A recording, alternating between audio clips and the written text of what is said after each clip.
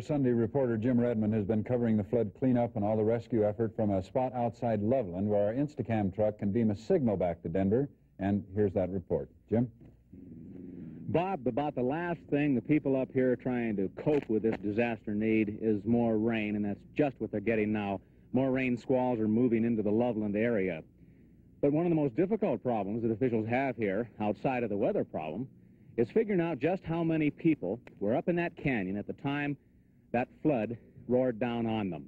So far, they've rescued somewhere near 800 people, most of the 800 with one injury or another to their bodies, a lot of arms hurt, a lot of cuts and bruises, that sort of thing. At last report, there were somewhere between 49 and 60 people dead. They still aren't sure exactly how many dead there are and may not for several days in what is apparently the worst flood in Colorado history. Our man Richard Riggs is up in Big Thompson River Canyon right now at Glen Haven, one of the hardest hit areas. It's reportedly been nearly totally wiped out. Richard hopefully will be able to get film out of there for our news report later on tonight. If not, why, he'll just stay up there until morning when we'll be able to get him out along with all the other people, Bob. Jim, the film we've seen and from what you say indicates that the water had to have come down that canyon with tremendous force. I'm sorry, Bob, I couldn't quite hear you. A chopper just went over the... Would you repeat the question, please, Bob? Oh, you couldn't get it? I say from what we have seen and heard, Jim, the water had to have come down the canyon with incredible force. Yes, it did. Obviously, it wiped out everything in its path. It's incredible when you think about what happened up here. A flash flood with 10 inches of rain in Estes Park roaring down that canyon. In fact, the sheriff told a reporter that it completely bounced the Loveland Municipal Power Station, a brick building, right off its foundation, just wiped it away. It's incredible. You wouldn't believe it if you saw it.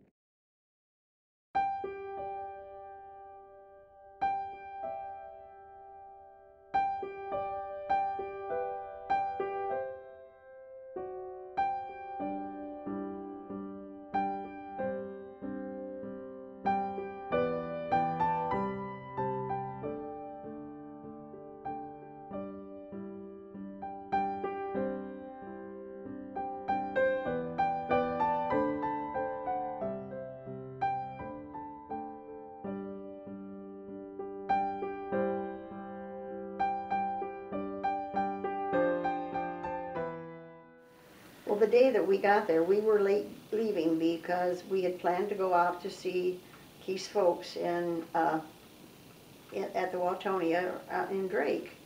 And our pigs had gotten out the day before, so we had to fix fence, and we were a day late leaving. And we drove through the Dakotas and into Wyoming, and it was really rainy that day that we were supposed to arrive.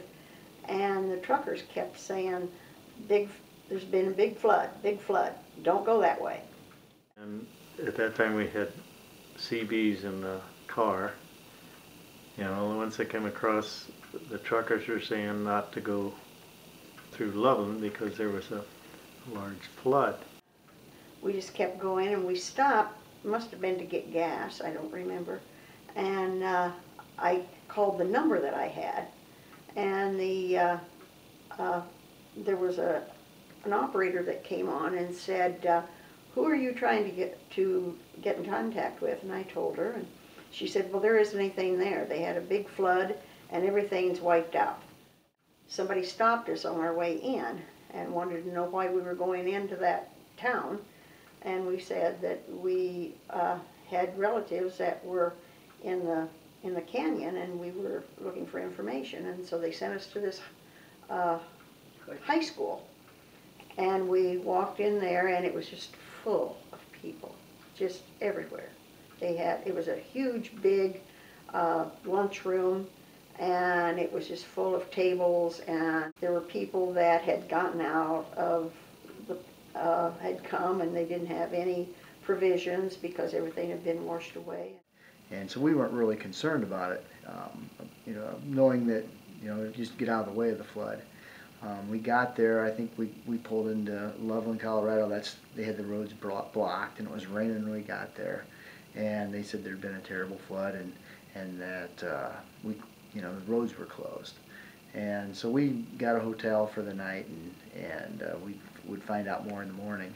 And then we watched on TV about the disaster that had happened.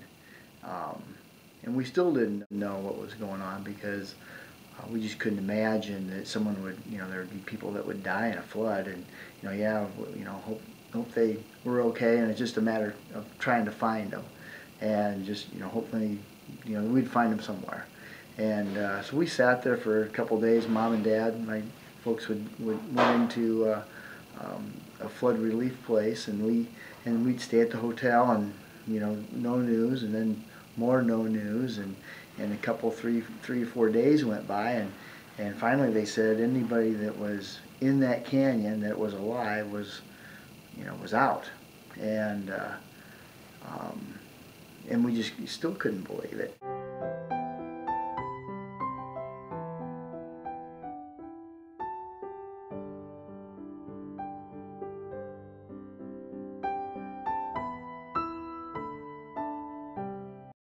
When we went back, why, they wanted more information. They wanted to see what, give a description of Leon and Dorothy, and we did that.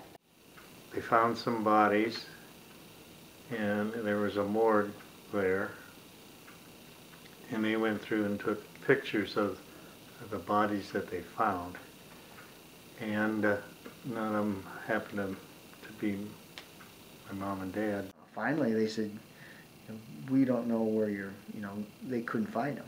Couldn't find my grandpa and grandma. So Mom and Dad ended up coming home. I remember they had a memorial service at the Methodist Church for them. We just assumed that, you know, they were dead, and it was pretty tragic because there was no finality to the situation because they were just, we knew they probably weren't alive. They never did find their car. Supposedly, through the people that survived the flood, they thought that Grandpa and Grandma had gotten in their car and tried to drive out of the flood. Well, this flood was the magnitude where it was up on the canyon walls, you know, 20, 30 feet of water coming down that canyon, and there's just, it took every building in its path.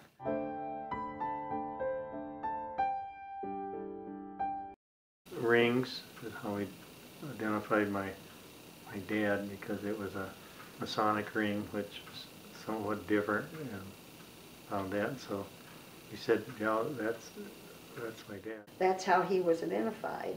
And so then a few days after the memorial service, they had private graveside service for him. Then it was probably at least a month later before they found another body, and we also identified that one with the rings too.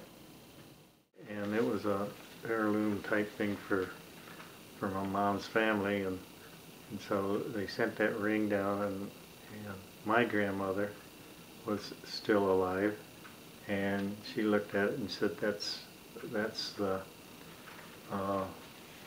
ring that my mother Dorothy had. So, and that was several months later before they found her.